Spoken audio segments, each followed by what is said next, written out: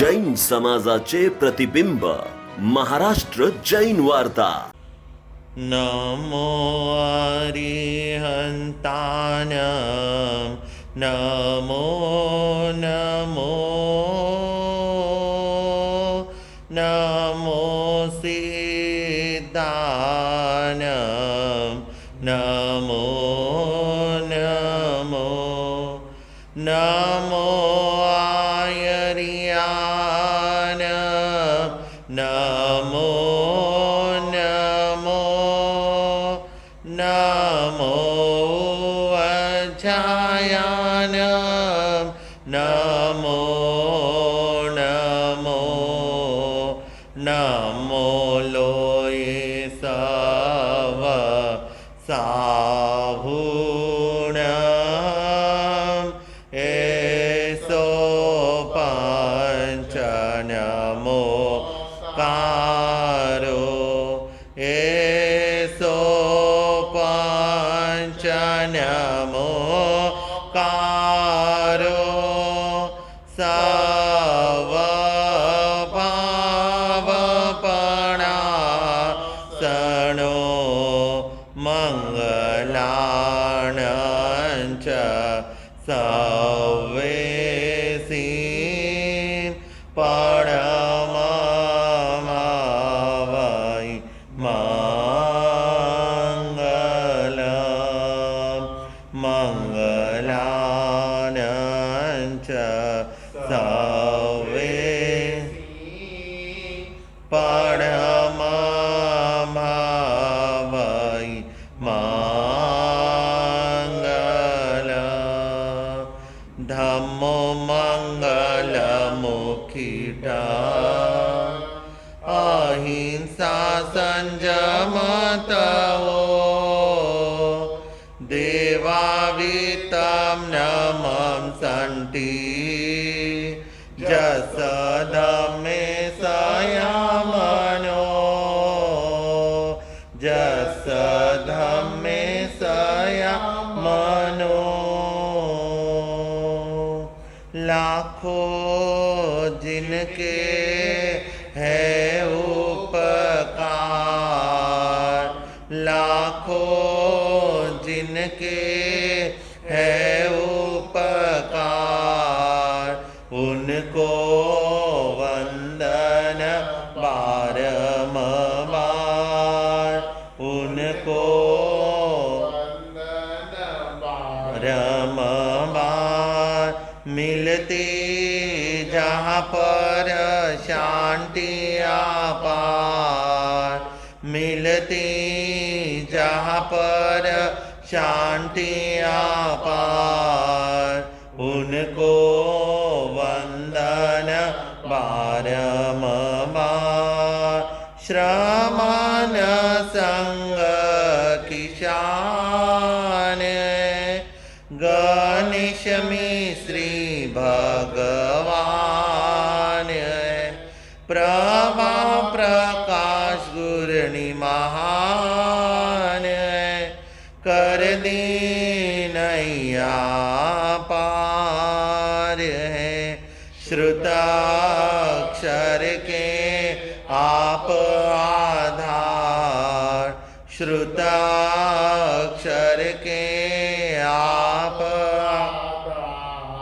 उनको वंदन बारंबार उनको वंदन बारंबार।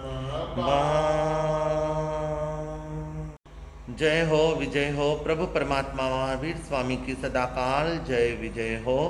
परम आदरणीय परम वंदनीय परम पूजनीय प्राप्त स्मरणीय मन मंदिर के देवता श्रद्धा के केंद्र बिंदु कर्नाटक गज के श्री घोर तपस्वी खद्दरधारी गोरक्षक परम पूज्य गुरुदेव एवं राष्ट्र संता आचार्य भगवान ज्ञानी ध्यानी तपस्वी समस्त ऊर्जा पुरुषों के महापुरुषों के पवित्र पावन चरणों में हम सबकी भावपूर्ण श्रद्धापूर्ण कोटिश वंदन नमस्कार।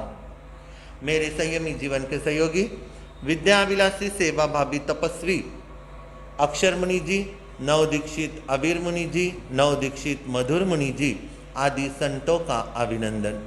गुरु गणेश आनंद दरबार में पर्वाधिराज पर्युषण महापर्व का तृतीय दिवस वीर प्रवचन पुष्प में जो जिनवाणी को श्रवण करने के लिए कैसे जगाए सौभाग्य को, इस वितराग वाणी को श्रवण करने के लिए अपने परिवार के साथ में बैठकर जिनवाणी सुन रहे हैं वे धर्म जिज्ञासु श्रद्धावान माताओं, पिताओं, भाइयों और बहनों।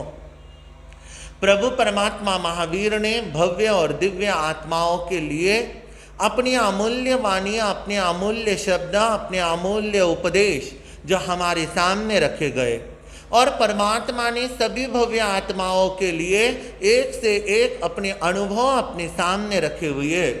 भगवान का वह दिव्य समोशरण, परमात्मा का वह दिव्य दरबार, और उस दरबार के अंदर 12 प्रकार की परिषदा पहुंचकर प्रभु की जिनवाणी, प्रभु के आगमवाणी, प्रभु के अनुभव से भरी हुई वितराग वाणी को श्रवण कर कर जीवन को धन्य धन्य बना ले।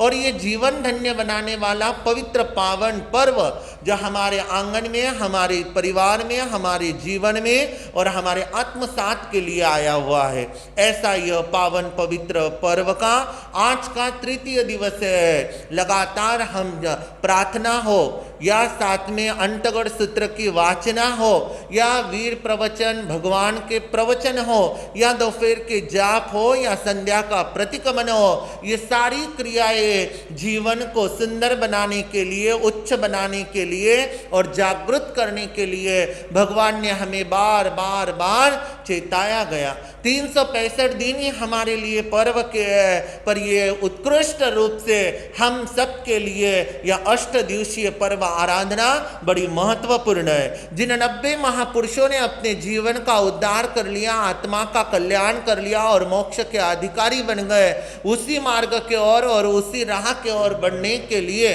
परमात्मा ने और भगवान ने हमें यह संदेश कराया गया। और वह भगवान का संदेश, परमात्मा का आदेश हमारे जीवन के लिए बड़े महत्वपूर्ण संदेश कहलाए गए। में हम रोजाना एक एक विषय पर देख रहे हैं। आज का जो हमारा वीर प्रवचन का विषय है, कैसे जगाए सौभाग्य को। सौभाग्य को जगाने के लिए क्या करना होगा?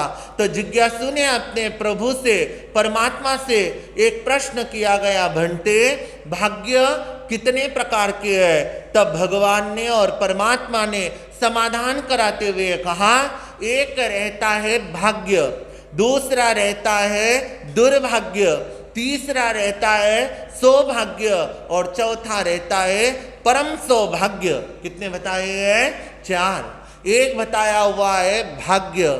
हमारा भाग्य है कि हमें यह क्षेत्र मिला, यह जन्म मिला और यह मानव का तन मिल गया, यहाँ पर हम पहुँच गए हैं, हमारी ये यात्रा पूर्ण हो रही है और अगली यात्रा को हमें सफल करना है, यह हमारा भाग्य है। भाग्य के द्वारा हमें जन्म बहुत सुंदर मिला, मनुष्य जन्म मिलना यह अति दुर्लभ कहलाया जाता है। भगवान ने उत्तराधान सूत्र के अंदर फरमाया गया, दुर्लभे खलु मनुष्य भवे, दुर्लभ ऐसा मनुष्य जन्म मिल गया। मनुष्य जन्म भी आर्य क्षेत्र में मिल गया, आर्य क्षेत्र में भी उच्च कुल हमें मिल गया, उच्च कुल में भी बढ़िया धार्मिक परिवार हमें मिल गया और धार्मिक परिवार में भी अच्छे सद्गुरुओं का सानिध्य हमें प्राप्त हो गया।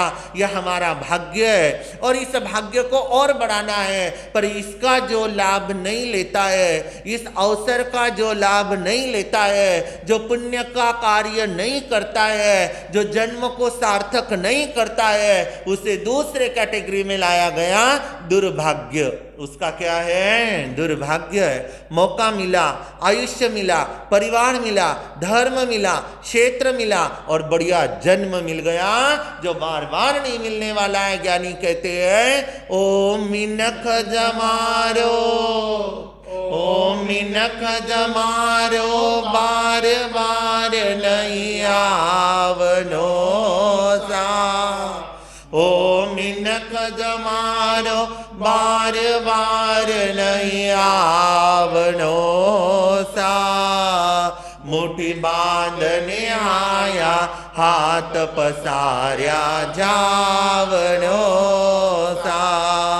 मुट्ठी बांधने आया, हाथ पसार्या जावनो सा। बताइए ओम यक जमानो बार बार नहीं आवनो सा, ये बार बार आने का मिलने वाला नहीं है। बाय चांस हमारी कोई पुण्यवानी है, हमारा कोई भाग्य है, इसलिए यह जन्म हमें मिल गया है। दुर्लभे खलु मनुष्य भवे, दुर्लभ ऐसा मनुष्य जन्म हमें प्राप्त हो गया। पर जो इसका लाभ नहीं लेता है, लावा नहीं लेता है, अवसर का सुंदर तरह से उपयोग नहीं लेता है, वो दुर्भागी कहलाया। वो कौन कहलाएगा? दुर्भागी कहलाएगा। आया हुआ पर्व, आए हुआ समय, मिला हुआ जन्म वो सार्थक नहीं करा पाया तो वो दुर्भागी है।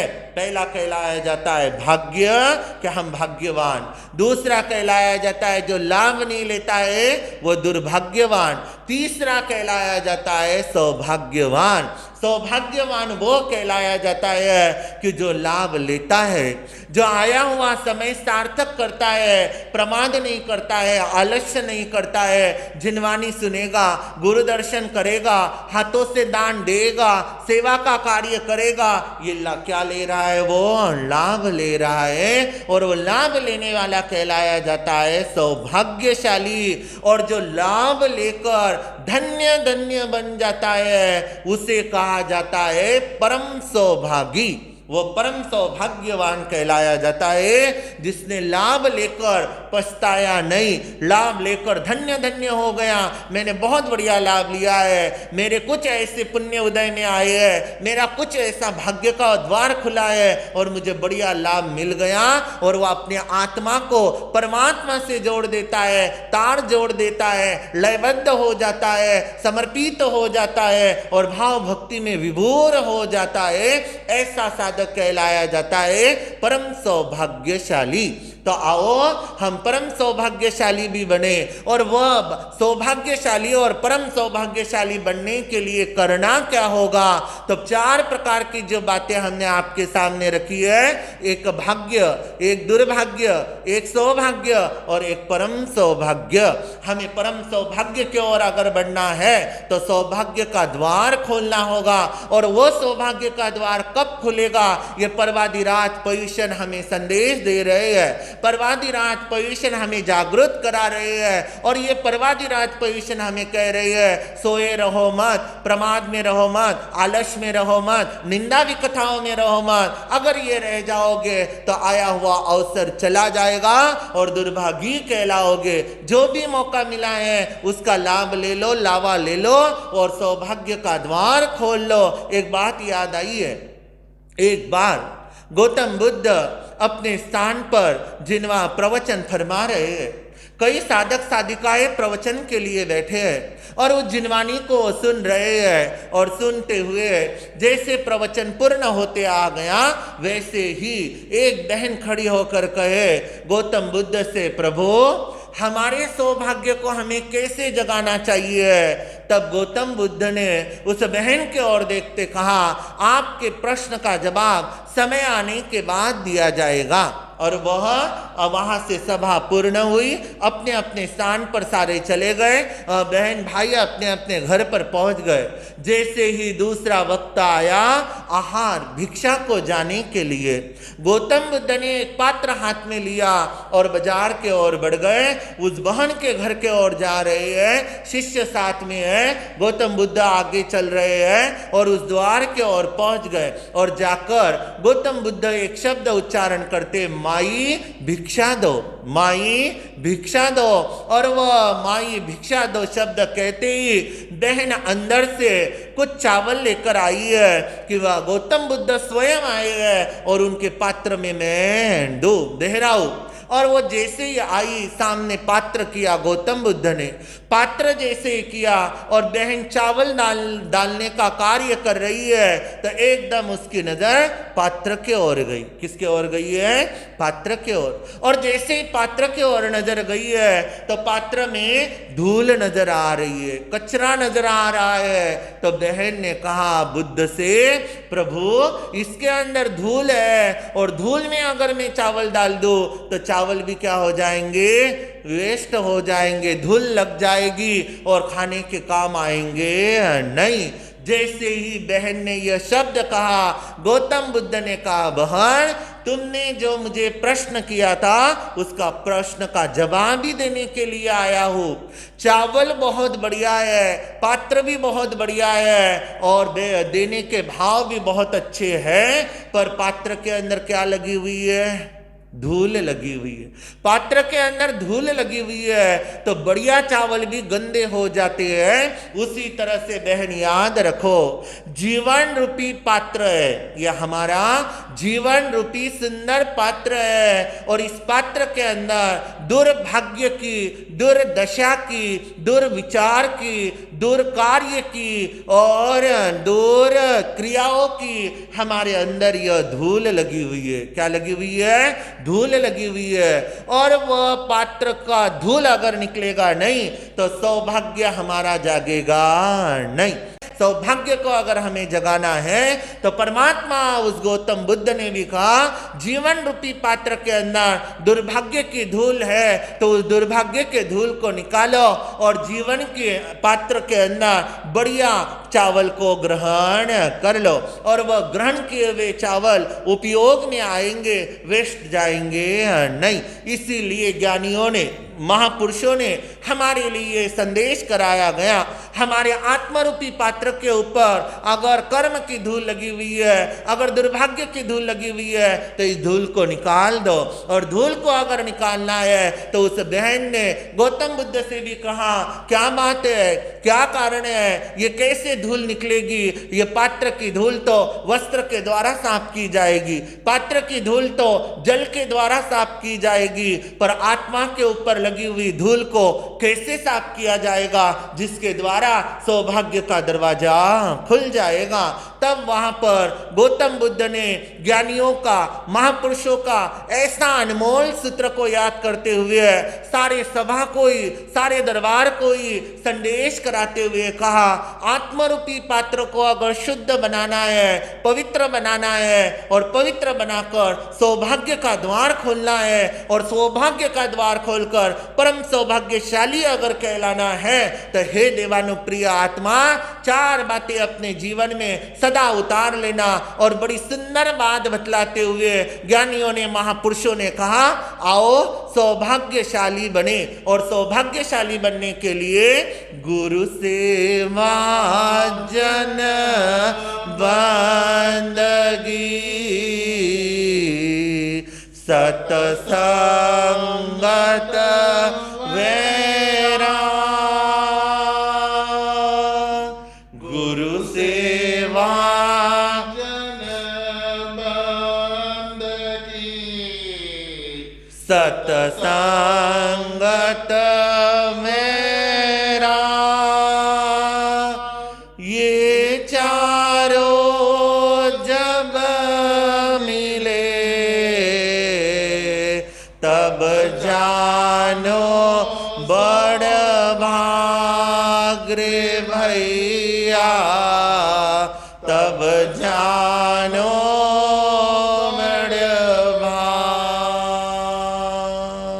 कितनी सुंदर बात बताई है, ये चारों जब ही मिले तब जानो बड़ भाग, यानी बड़ा भाग्यशाली वो कहलाएगा, बड़ा पुण्यशाली वो कहलाएगा, बड़ा सौभाग्यशाली वो कहलाएगा।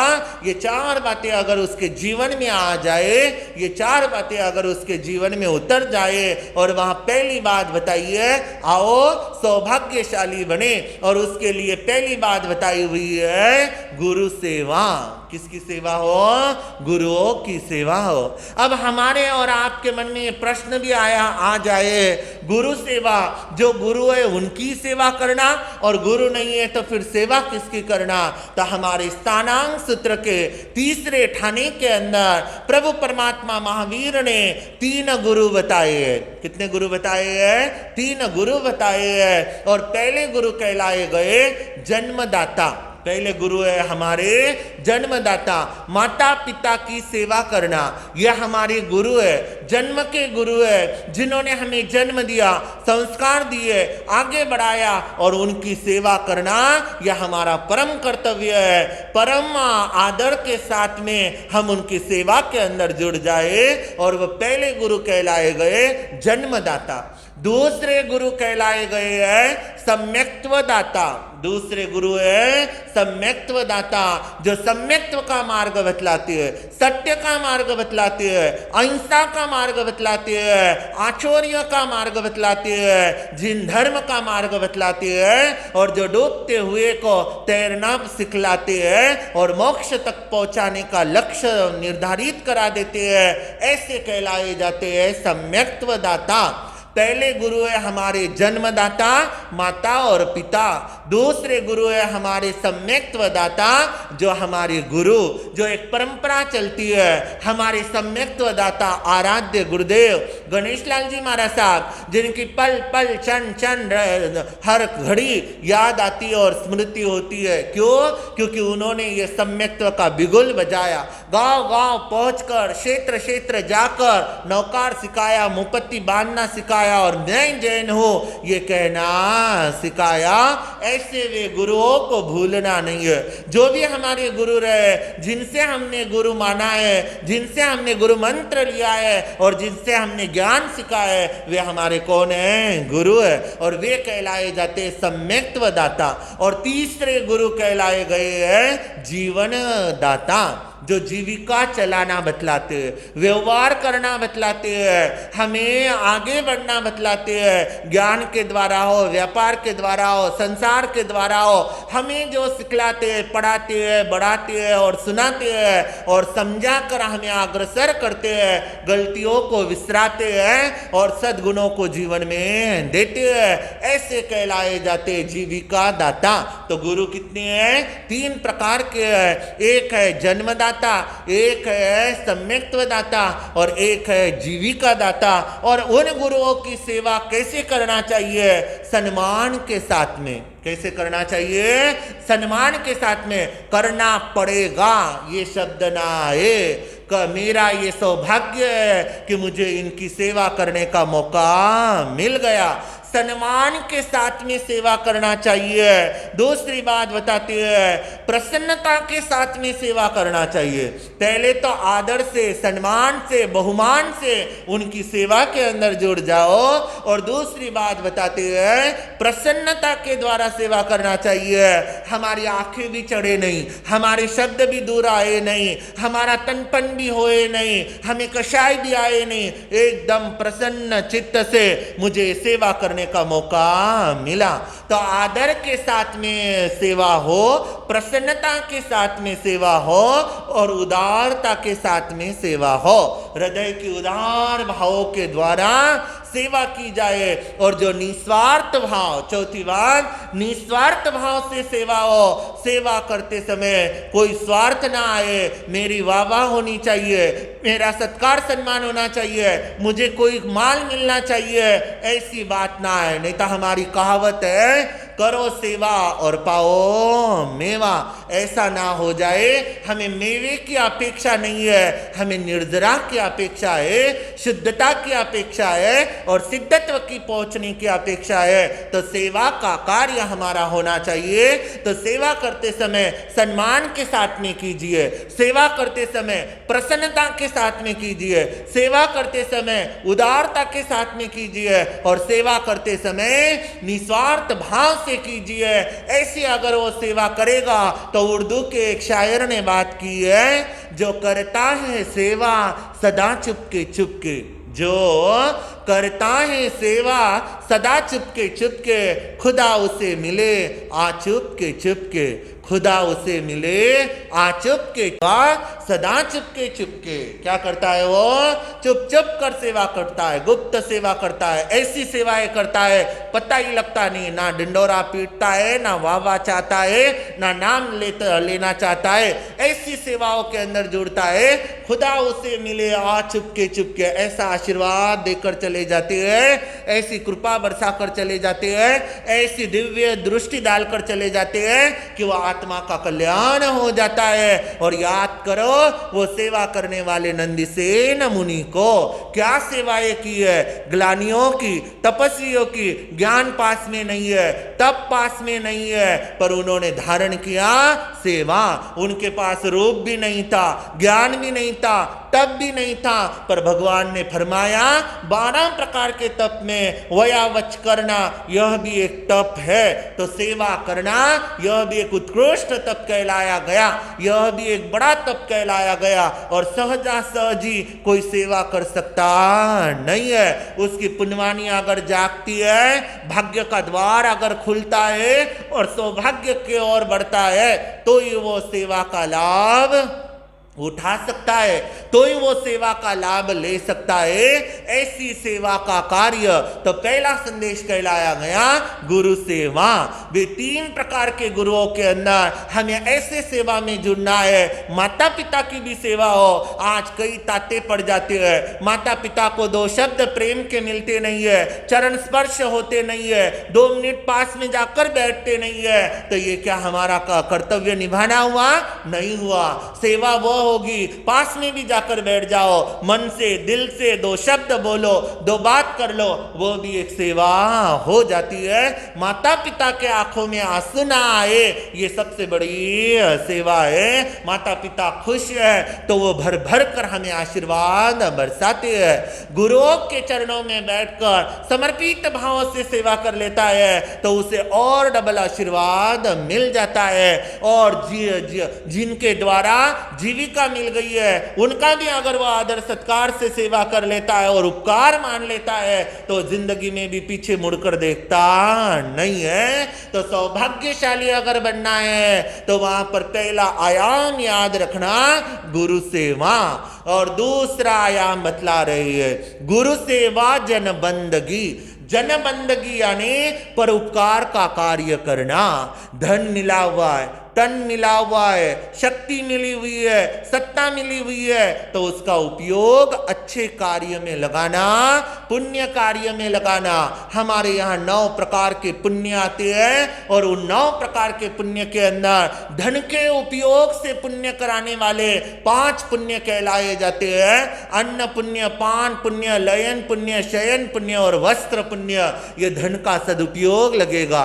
जिन्हें अन्न की जरूरत है, जिन्हें जल की जरूरत है, जिन्हें रहने की जगह की जरूरत है, जिन्हें ओढ़ने बिछाने की जरूरत है और जिन्हें वस्त्र की जरूरत है, उस कार्य के अंदर अगर लग जाते हैं तो पुण्य का उपार्जन करेगा। ये परोपकार का कार्य है। पर ये 5 पुण्य करते समय 4 भी याद रखना है कि उसके साथ में मन, वचन, काया और नमस्कार भाव अगर वो जोड़कर करेगा तो उससे परोपकार का कार्य, महापुण्य का द्वार उसका खुल जाएगा। वृक्ष के ओर नजर लगाओ, जल के ओर नजर लगाओ, कितने परोपकार करते हैं। वृक्ष बारिश सहता है, धूप सहता है, ठंडी सहता है, पर वह हमें देता ही देता है। छांव देता है, हवा देता है, फल देता है, ऑक्सीजन देता है। ये सारा देने वाला वृक्ष कहलाया गया। पानी स्वयं तपता है और जगह जगह जाता है पर हमारी प्यास बुझाता है। सूर्य स्वयं तपता है पर हमें तेजस्वीवान बनाता है। ऐसा परोपकार का कार्य हमारे ओर से होए तो धूल झटक जाएगी, धूल निकल जाएगी और दुर्भाग्य टलेगा और सौभाग्य का द्वार खुलेगा। तो दूसरा आयाम बताया है सौभाग्यशाली बनने के लिए जन कल्याण का कार्य, परोपकार का कार्य। चाहे गो सेवा के अंदर लग जाओ, चाहे मानव सेवा के अंदर लग जाओ, चाहे ज्ञान सेवाओं के अंदर लग जाओ, पर वो अपने धन का सदुपयोग जो लेगा वो पुण्यशाली और भाग्यशाली कहलाएगा। तो गुरु सेवा, जन बंदगी, सत्संगत तीसरा आयाम बतलाया गया है। सौभाग्यशाली बनने के लिए सत्संगत करना और सत्संग करने का मौका ये पर्वराज पॉल्यूशन दे रहे हैं। पर्व घर बैठकर सत्संग करने का अवसर मिल गया है। आप स्थानक में नहीं आ सकते हो, आप गुरु समीप नहीं पहुंच सकते हो, तो आप घर में बैठकर, परिवार के साथ में बैठकर, परिवार के समूह में बैठकर जिनवाणी को सुन रहे हो, आगमवाणी को सुन रहे हो, यह भी एक सत्संग है। पर वहां पर सुनते समय सोफे पर बैठकर पलंग पर लेटकर या डाइनिंग पर खाते हुए सुनना ये सत्संग नहीं है, वो मौज मस्ती है। पर वो सुनने वाला तो सामने आकर बैठेगा, चाहे वो संवर में या सामायिक में बैठेगा, पर एकदम ध्यान में बैठेगा और उस जिनवाणी को सुनेगा और उतारेगा अंतर में, भीतर में, तो वो सत्संग का लावा उठाया जाता है। और ये सत्संग के द्वारा, इस सत्संग में बैठने के द्वारा ज्ञान मिलेगा, त्याग आएगा और नया उत्साह आत्मा में जागृत हो जाएगा।